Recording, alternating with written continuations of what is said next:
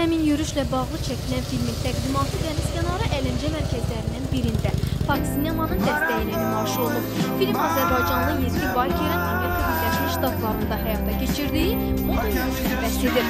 Baykerlər bu ölkədə icarəyə götürdükləri motosikletlərlə ABŞ-ın cənub-şərqində təxminən 5000 kilometrlik məsafəni qət edirlər.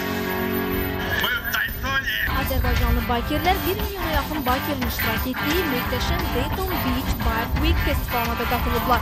Baykerlər yürüyüş təəssüratlarını bizimlə bölüşdülər. Каждый байкер мечтает побывать на крупном мотоциклетном слете, потому что это на самом деле очень престижно. Впервые побывали на крупном мотослете в Дайтон-Бич во Флориде. Там это так много, это очень развито. Это здесь вызывает какие-то удивления, смех.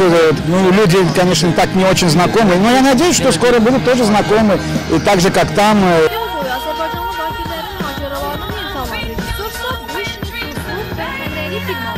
Azərbaycanda biker deyəndə çox insanlar belə başa düşür ki, yəni sındıran, vuran hər şeysi. Amma əslində doğrudan heç belə deyil.